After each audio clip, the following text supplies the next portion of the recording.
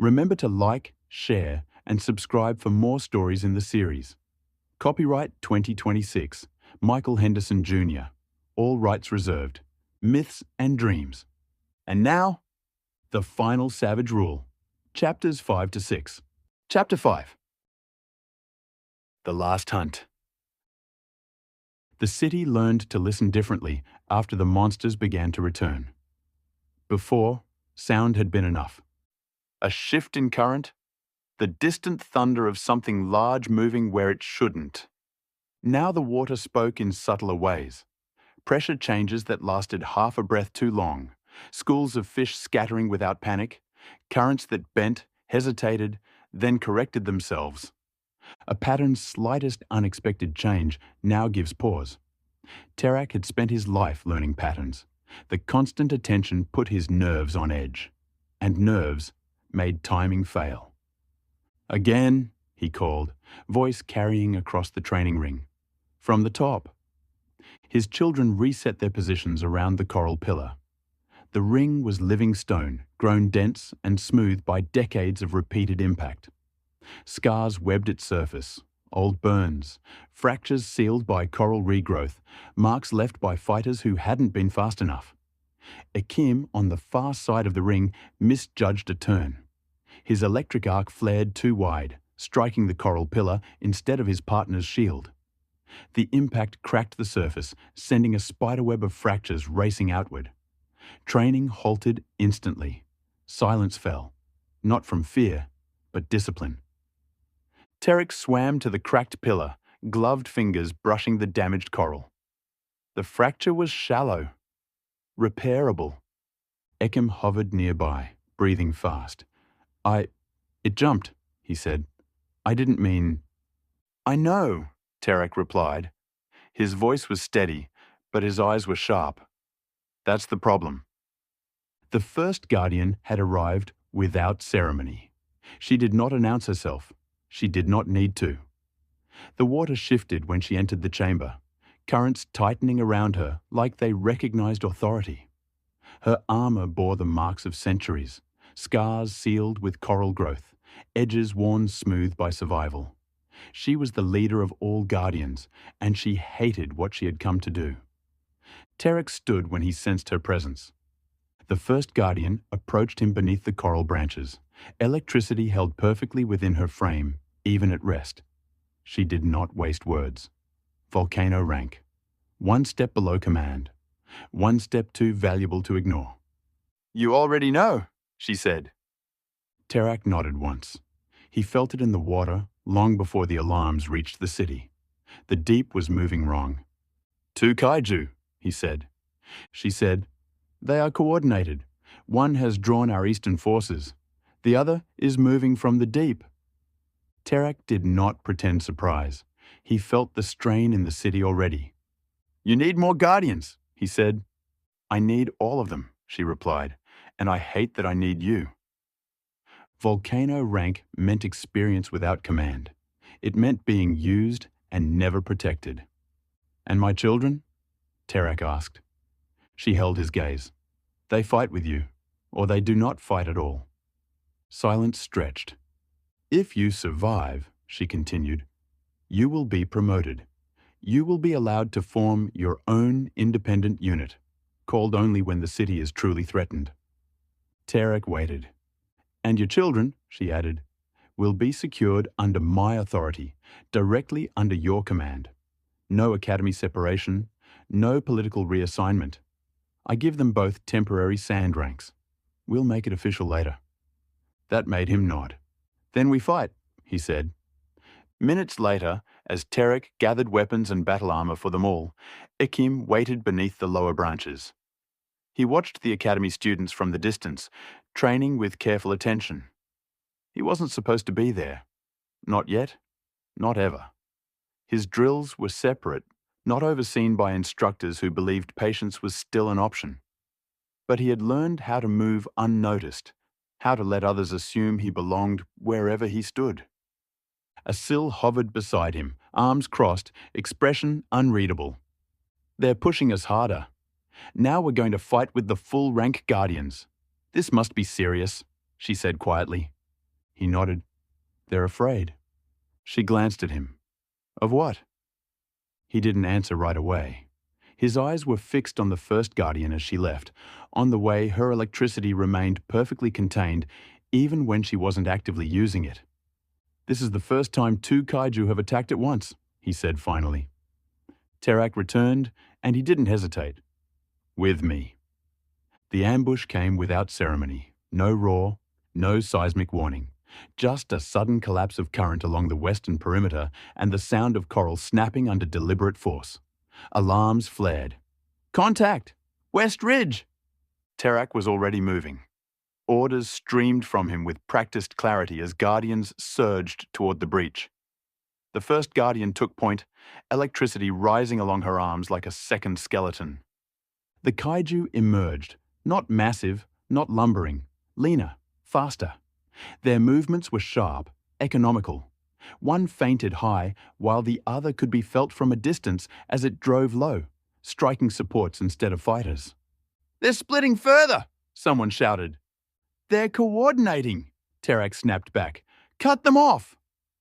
The guardians engaged, formations tightening. Electric strikes lashed out, forcing one kaiju back. The second slipped through a gap that shouldn't have existed. Ekim felt it before he saw it. A pressure shift, a wrongness in the water. That one's not retreating, he said. Asil's head snapped toward him. How do you know? Because it's circling, he replied, like it's waiting. The first guardian felt it too. She broke from formation without hesitation, intercepting the kaiju just as it lunged toward a cluster of lower homes. Lightning exploded from her hands, striking with surgical precision. The kaiju recoiled, stunned, but not panicked. It adjusted. Volcano, she said sharply. It anticipated that. Terak swore under his breath. Pull back the civilians. Box it in. At the edge of Coral City, the water broke into violence. Ekim and Asil moved as one while their father, Terak, turned to engage the second kaiju, trusting them without looking back. The first monster lunged. Then the children vanished. For half a breath, there was only churned silt and confused current. Then Asil reappeared directly in its path, drifting backward, posture open, charge flaring just enough to insult its instincts. She let it see her, let it choose her. The kaiju committed. Ekim emerged beneath it, silent and precise, sliding up along its blind underside. He struck upward, a long cut drawn clean along soft armor where scales had never learned to overlap. The kaiju screamed and turned. Too late. Asil surged forward, her blade already in motion. A long knife carved from kaiju bone, honed to a perfect edge. She drove it deep into the exposed eye, burying it to the hilt. The creature reared. Ekim was already there. He struck once more, threading the gap between neck scales with disciplined violence as electricity sparked down the length of his blade. The kaiju convulsed, momentum collapsing inward, and crashed to the seafloor. It was dead before its body finished falling. Above them, Coral City held. The guardians with Terak obeyed his commands, herding the remaining creature into open water. It resisted just a moment longer, then disengaged entirely, vanishing into the dark with speed that left ripples long after its body was gone. Terak saw that the second kaiju died cleanly, intact. Terak had never been more proud of Asil and Ekim. Then, celebration. Light rippled through Coral City South as repairs began. Guardians gathered. Voices rose. The children were named heroes before they understood the weight of the word. Terak watched them without smiling. The first guardian placed a hand on his shoulder. You kept your word, she said. So did you, he replied. Terak floated where he was, chest tight. They didn't fight to win again, he said slowly. The first guardian's eyes were hard as she stared at the slain kaiju. No, she agreed. They wanted to see how we'd respond. Deep below, where the sea's pressure became meaningless, a chamber brightened with data. Energy outputs spiked across multiple readings. Behavioral patterns scrolled in cascading light. Response time increased, one voice observed. Coordination improved, said another, notably among younger subjects. A pause. Uneven acceleration confirmed. Our probes are becoming less reliable with the children, just as with their father, the first voice added. A third voice, older, colder, considered this. The adaptation is no longer uniform. He's teaching them something that's limiting our observations. Should we intervene? No, the third voice replied. Let it diverge. We have a contingency plan already in action. We'll be back on program soon. A flicker of something like anticipation rippled through the chamber. Proceed, said the project commander. Back beneath the coral tree, Ekim felt a strange tightness in his chest.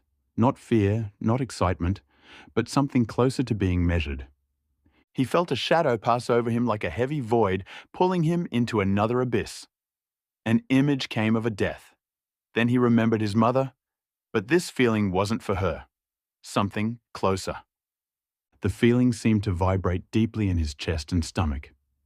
It was the strongest feeling he'd noticed ever since his father taught him to be very silent just before the hunt. He looked away toward his home, but too many abodes blocked his view. A smiling guardian appeared next to him and surprised him as he started patting him on the shoulder, saying how brave and strong the two were.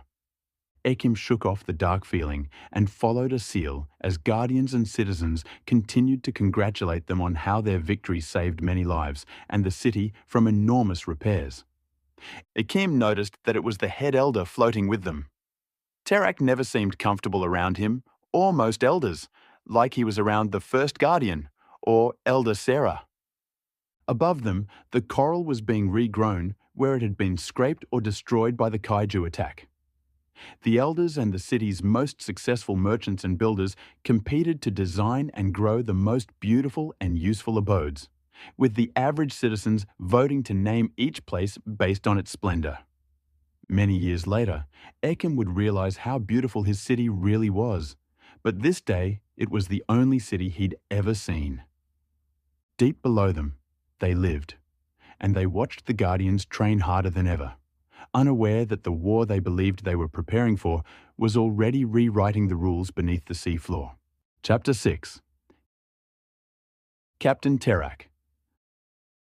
From Ekim's memories from when he was 9 years old, not in royal records, the promotion was quiet, as Terak had requested. Captain Terak. The title carried weight, but he accepted it without ceremony. The day also came with new equipment, experimental armor, a prototype weapon designed to channel and focus his bioelectrical charge without the standard electro rifle. The new ELO armor could direct focused polarized electricity using the bones of the fallen kaiju. Terak was ready to test it as only a captain could do.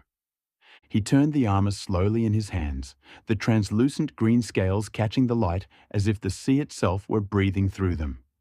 This armor multiplied the owner's natural ability to store electricity.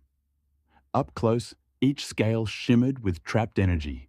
Fine veins of luminescence threading beneath the surface, contained but restless, like power held just short of escape.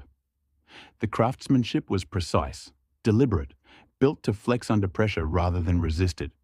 And when he tilted the plate, the glow shifted, responding to his movement as if listening. Yet, from a distance, the armor lost all of that complexity, appearing uniform and muted, another standard-issue shell meant to disappear into formation. Terak nearly smiled at that. Power that learned how to hide, he knew, was always the kind that changed outcomes. For a guardian fighting kaiju, this meant survival and victory. An electrical rifle turned discipline into precision, but this armor didn't give a reminder, as the rifle did when held in the hands, that you carried a weapon capable of leveling whole coral towers. With a flex of the right muscles in the right order, a stream of green energy could cut through the darkness, and anything else in its way. Terak did not trust it, but it would be useful. It was a weapon that didn't require your hands to wield. You were free to carry more weapons, and Terak liked that idea. The exercise was like other patrols, a training patrol, diagnostics, calibration, no kaiju, no alarms, Ekim watched him prepare, a tightness settling in his chest. "You'll be careful," Ekim said. Terak shook his head. "Careful gets you killed." Then, softer, Terak said, "I'll be disciplined." Routine in a city always under attack was the most dangerous word in the city. It bred carelessness not through arrogance, but through comfort. Through the quiet belief that if something had survived long enough to feel familiar, it would continue to do so tomorrow. Captain Terak didn't wait for accidents to happen. He searched for weaknesses and fixed them. It was still the same morning that he was promoted. Time seemed to stretch on. He stood in the armory longer than necessary, watching technicians move between weapon racks with practiced efficiency. The room smelled faintly of salt and ozone. Rows of coral-grown rifles and shock lancers rested in their cradles, each one tuned to its bearer's biosignature, each one a promise that technology and discipline together could hold the line. "Run diagnostics again," Terak said. A young tech glanced up, startled. "Captain, we ran them at dawn." "Run them again." The tech hesitated only a fraction of a second before nodding. "Yes, sir." Terak moved to his own weapon as the system cycled. He ran his hands along its surface, fingers tracing old impact scars. This one had saved his life twice. It had failed him never, which he knew was exactly how failure liked to arrive. He would test it one last time before it was transferred to a lower rank. Across the room, Asil and Ekim checked their armor in silence. They had fought together long enough to understand each other without conversation. When Ekim noticed Terak's tension, he did not comment, only adjusted his own gear with extra care. He stood nearby, helmet tucked under one arm, eyes focused and distant. He had earned a place on the patrol through relentless competence, not favor. Terak had signed off on it himself, despite his reservations. "You stay behind me," Terak told him now. "Yes, sir," Ekim replied. "And if anything feels wrong, I'll say something," he finished. Terak studied him for a moment, then nodded. "Good." The trench was quiet. Too quiet. Asil, Ekim and the patrol moved in a smooth formation, lights lowered to reduce visibility from a distance. The walls closed in around them, jagged coral and stone rising like broken teeth. Vibrations hummed softly, feeding data into Terak's senses about their environment. Nothing flagged. Nothing was moving. That, more than anything, unsettled him. Ekim drifted just behind Terak's shoulder, senses stretched taut. He felt the water before he understood it. A faint hesitation, like a breath caught halfway in. "Captain," he said quietly, "the current—" "I feel it," Terak replied, already raising his hand to signal halt. The team froze. For a heartbeat, nothing happened. Then Terak's weapon chimed softly. A warning tone. He frowned, checking the charge. Power levels were stable. Charge capacity nominal. He flexed his grip and toggled the firing mechanism. Click. No discharge. Nothing happened. "Status?" Ekim asked, instantly alert. Something was nearby. "Stand by," Terak said, forcing calm into his voice. He ran a rapid internal check on the old rifle. Click. The sound echoed far too loudly in the enclosed space. The sea remained still. The kaiju erupted from the trench wall without warning, so close that Terak felt the displacement before he saw it. Stone and coral exploded outward as the creature tore free, its mass folding into the patrol's space with terrifying precision. "Contact!" Terak shouted. "Fire!" Weapons answered, except his.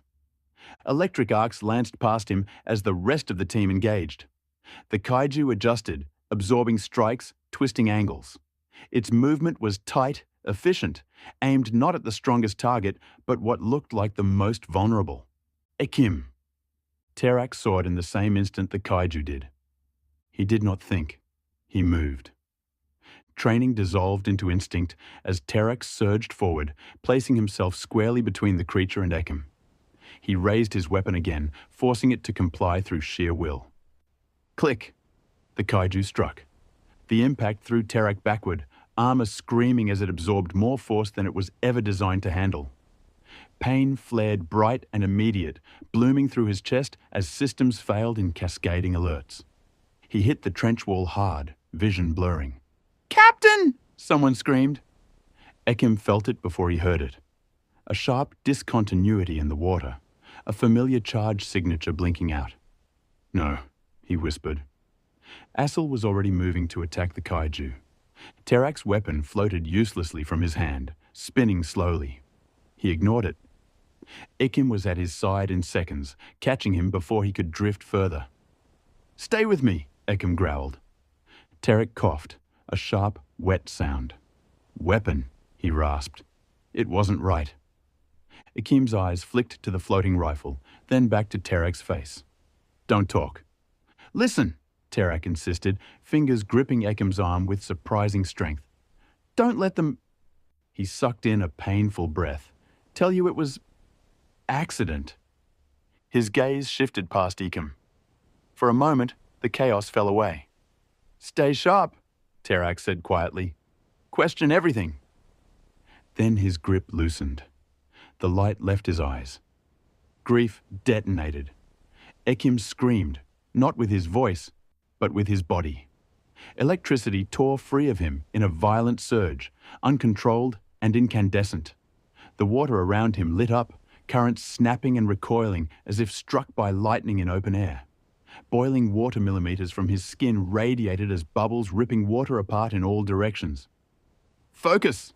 Ekim roared. The kaiju recoiled under Asil's sudden onslaught, and stunned by the intensity of Ekim's discharge. It had not anticipated this. The current slammed it into the trench wall, fracturing stone and coral alike. Ekim forced his breathing to slow, dragging control back from the edge of collapse. He gathered what remained of his charge and released it in a single, focused, devastating pulse. The kaiju fled. Silence followed, broken only by the hiss of damaged equipment and the soft drift of debris. Ekim held Terak's body for a long moment before letting it go. They reached the command hollow as medics returned with what was left of the captain's unit. There was no monster corpse this time, only wreckage. A weapon lay cracked in half on a stretcher of woven kelp and coral. An old model, refurbished too many times, its internal conduit ruptured outward. Weapon malfunction. The phrase echoed uselessly through the chamber. Ekim stared at the shattered metal. "It wasn't an accident," he said. No one contradicted him. The explosion had been internal, violent, sudden, indiscriminate. It wasn't the new armor. The old riflo had malfunctioned. It had taken his father and 3 others with it before anyone could react. Ekim and Asil stared in shock. It didn't feel real. The emptiness closed in all around them, with each other being the only light they saw. They held the rites beneath the coral tree. The damaged branch had been repaired, but the missing statue was the only thought that kept coming into Ekim's mind. That and his father had worn the captain's title for less than a day. Captain Terak's name was etched into living stone, small, precise, permanent. Asil cried openly. Ekim stood still. Something inside him went cold. The vortex remained sealed. The city healed. The children were quiet. The funeral for Terak was held, where grief already knew the ground by heart, near the coral tree beneath which his mother had fallen. The city did not try to compress its mourning into a single day. It stretched instead, unfolding across weeks, as if time itself understood that some lives could not be honored quickly. The first guardian spoke first. Her voice carried through the water in slow, deliberate currents, recounting Terak's rise, his service, and the weight he carried without complaint.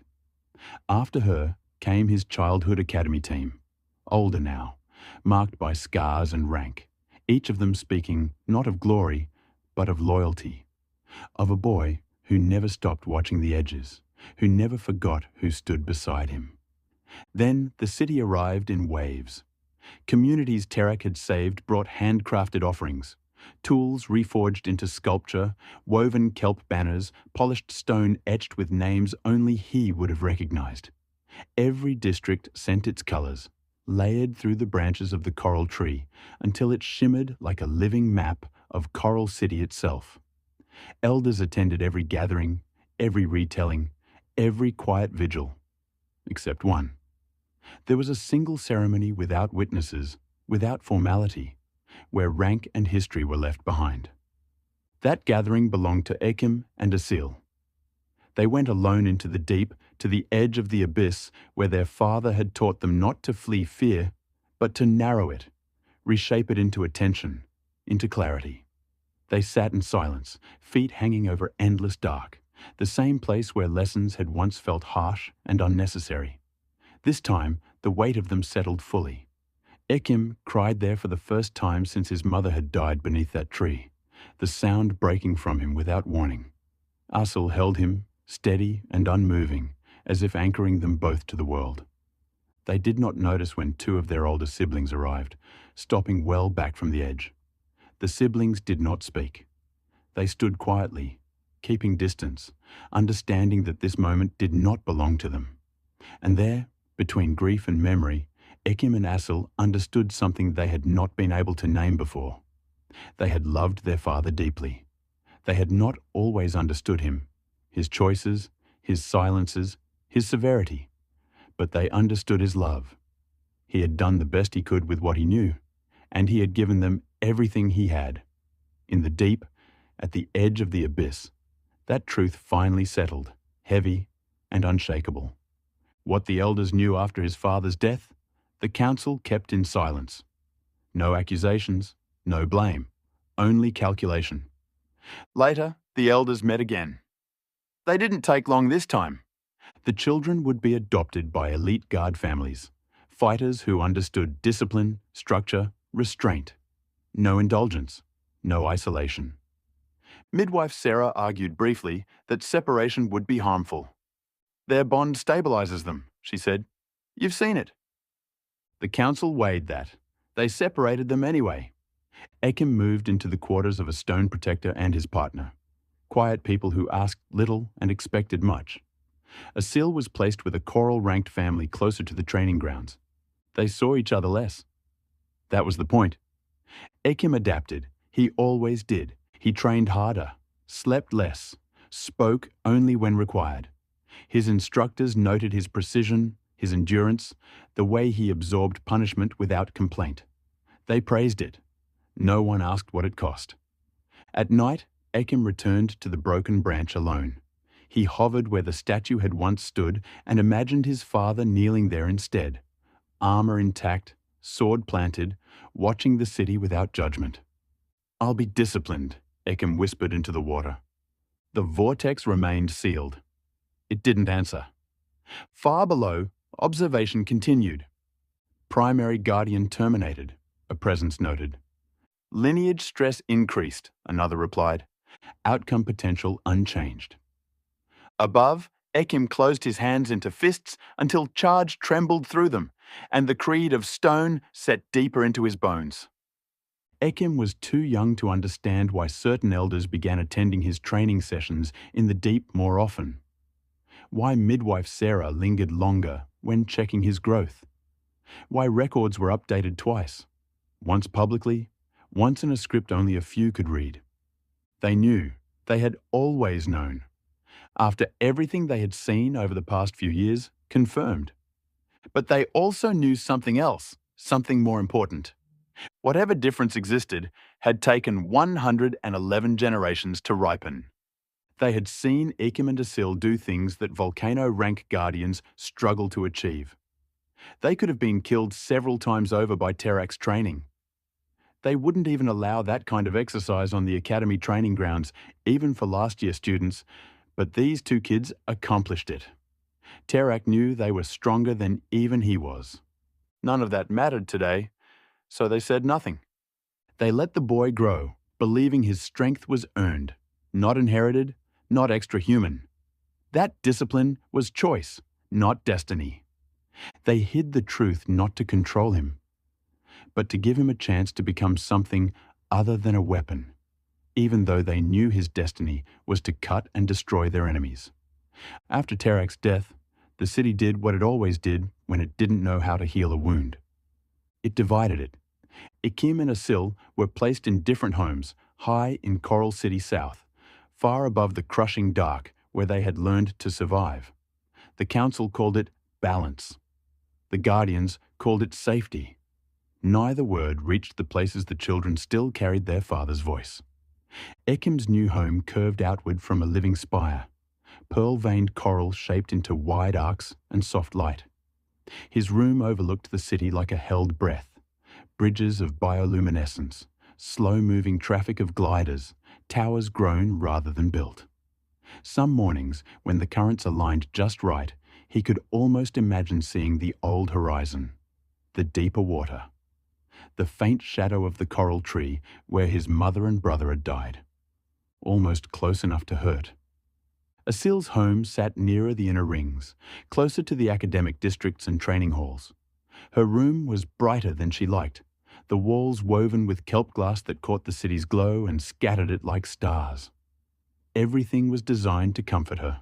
Adaptive bedding, nutrient-balanced meals, quiet instructors who spoke gently and expected excellence. She hated how easy it was. They were loved, both of them. Their new parents tried, truly tried. They praised discipline, encouraged curiosity, spoke often of potential. Expectations followed Asil everywhere, invisible but heavy. You will lead. You will represent. You will become something refined. Their lives were 100 times easier. Their older siblings visited, bringing stories from patrols and trade routes, laughing with the ease of those who had already chosen paths. They spoke the language of the city fluently now: politics, alliances, duty cycles. Ekim listened. Asil asked questions. Both learned how to smile at the right moments. But at night, when the city quieted, they felt it together, even apart. They were foreigners here. Neither of them hunted anymore. Neither dove into the deep where instinct sharpened daily against death. No blood on their hands. No pressure screaming in their ears. Food arrived prepared. Danger was theoretical. Asil trained alone, pushing her body until the instructors told her to stop. Ekim drifted through days that felt padded, dulled. They missed being predators. They missed becoming more every day. Now, they felt wasted. The academy noticed. Invitations came sealed and respectful, carried by messengers who spoke carefully. Attendance was optional. Their lineage alone guaranteed consideration. They refused. At first, but boredom has a way of hollowing even the sharpest blade. Asil lasted longer than Ekim. She filled her time with exercises, studying diagrams she couldn't yet fully read, memorizing patterns, imagining monsters in empty water. Still, the city pressed in around her, safe and endless. Then one morning, a red team recruiter arrived at her door. No speeches, no pressure. Just a uniform laid out in precise folds. Asil touched the fabric and felt something stir. Recognition. She didn't tell Ekim. Not yet. Ekim's turning point came with a knock. Anij stood there, calm and steady, academy markings etched into her armour. She spoke of tournaments, of team battles, of the day she had seen him and Asil fight beside their father. She placed a hand over her heart. I blessed Terak. That was enough. The academy unfolded before Ekim. Spiraling corridors etched with history, classrooms alive with debate, training grounds that pulsed with controlled danger. Meanwhile, across the city, Asil stood on her own training field for the first time. Red team. They moved differently than the deep hunters. Tighter formations, controlled aggression, strategy layered over instinct. Asil felt wrong-footed at first. Too much thinking, not enough surrender. Then the mock kaiju charged. Her body remembered before her mind did. She adapted fast. Sessions blurred together for both of them. Ekim ran point for green, instincts guiding him through simulated chaos. Asil became Red's edge, precise, relentless, learning when to strike and when to hold. Neither intended to stay. Both stayed anyway. When Ekim finally went to find his sister, rehearsing explanations he didn't need, he found her first. Red. She found him at the same moment. Green. For a long second, they stared at each other in horror. Separate teams, separate paths, proof that the city had claimed them in different colours. Then Asil laughed. Not the polite city laugh, the sharp, broken one that came from somewhere deep and familiar. Ekim joined her. For the first time in years, the sound felt real. The next day, the academy headmaster approached Ekim on the training field. He bowed, respectful, and asked him to follow. The classroom was quiet, heavy with relics and diagrams. The headmaster spoke of knowledge, of history, the physical world, health, diet, the mind as much as the body. Ekim felt panic rise. He didn't know how to read. Across the grounds, Asil stood listening to a similar lecture, her jaw tight. She could read a little, but the weight of expectation pressed harder here than it ever had in the deep. Before fear could settle fully for either of them, Anij appeared beside Ekim, her expression bright with something like mischief. All qualified students, she said, may compete for the title of First Academy Guardian. Not a team leader, not a captain. A guardian born of the academy itself. She placed a stylus in Ekim's hand. But first, she added gently, you'll need to learn how to spell your name. Across the city, Asil tightened her red team gloves, eyes burning with the same realization. The hunt had changed. But it wasn't over. Alongside strategy and combat, the academy guided Ekim and Asil through an education in belief. Not faith in a distant rep temple made from their ancestors' bones, but understanding of the ocean itself. Their spiritual teachings flowed from Ira, the leader who had founded the First Order not to conquer the deep, but to endure it. Ira taught that survival was not brute force alone, but awareness, adaptability, and restraint. Those principles shaped not only combat doctrine, but the very bones of Coral City, its strategies, its elder council, and the careful balance between freedom and duty. Lessons were held in open chambers where currents moved freely, never sealed or controlled. Elders spoke of how the ocean rewarded those who listened and punished those who imposed their will blindly. From these teachings came their political system, one rooted in individual choice and personal responsibility. Families chose their paths, trades governed themselves. Disputes were not ruled upon quickly, but guided, elders acting as stewards rather than judges, ensuring no decision broke the deeper balance that kept the city alive. Religion, if it could be called that, was practical and demanding. It asked not what do you believe, but how do you live? Every action rippled outward into currents, ecosystems, and generations yet unborn. For Ekim and Asil, these lessons settled quietly but firmly. They began to see that fighting was only one expression of the same truth their father had taught them at the edge of the abyss, that fear, power, and freedom all had to be held in balance. The ocean was not something to defeat or worship. It was something to live with. And in learning that, they were not just becoming warriors of Coral City, but guardians of its way of life. The Academy. Time did what it always did. It moved forward without permission. Years passed, measured less by seasons than by alarms and rebuilds. Coral City South expanded its defences. Guardian ranks filled and refilled. Children became trainees. Trainees became protectors. Sand to coral, coral to stone, stone to mountain. The shape of endurance. Grief did not announce itself in Ekim. It settled. It took up residence in the spaces between breath and movement, in the fraction of a second where hesitation used to live and now could not be allowed to exist. The city adjusted around him. It always did. Separation changed everything.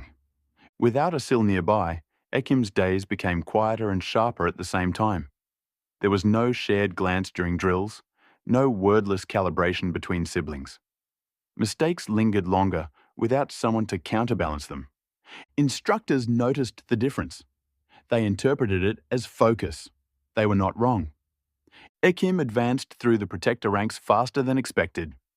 Sand came first. Patrol work, perimeter checks, long hours watching nothing happen. He learned patience there, learned how boredom eroded discipline faster than fear ever could. Coral followed, then stone. Each promotion came with heavier armor and narrower margins for error. Each came with less tolerance for questions. Ekim asked none. Through history, he learned that monsters didn't always attack the same way twice. He learned something else too, something no one taught him. The monsters hesitated. Not always, not dramatically, but enough that once he noticed it, he could not stop seeing it. A claw retracting half a second too late. A massive body angling away from open water. A roar that sounded less like rage than strain. They fought like things being pushed. The first guardian visited him often in the academy and taught classes as a substitute, which seemed to happen weekly. She was always in her red and pink armor as well. The whole school was in attention when she arrived, and everyone gathered around to listen when she spoke. Her name was Coral, and she carried herself like someone who had stopped pretending the sea was kind. Ekim understood the feeling. She had led Ekim's first live defense deployment and corrected his stance, energy efficiency with blunt words, just as his father once did. "You're watching them too closely?" she said after one engagement, wiping gore from her blade. "They're not thinking," Ekim replied. Coral snorted. "Everything thinks." "They're deciding," he insisted. "And then something overrides it?" Coral studied him for a long moment. "That kind of thinking gets people killed." "Or keeps them alive," Ekim said. She didn't argue. On the other side of the academy, Asil advanced along her own path.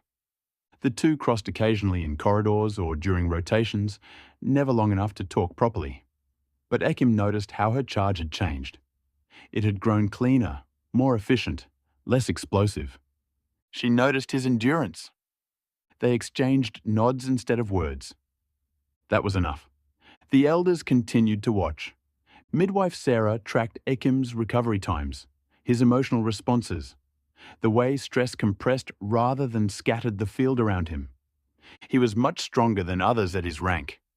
He could generate electric wells deeper than most volcano-ranked guardians, but he controlled it like one controls breathing when excited. He was harder to destabilize. That mattered.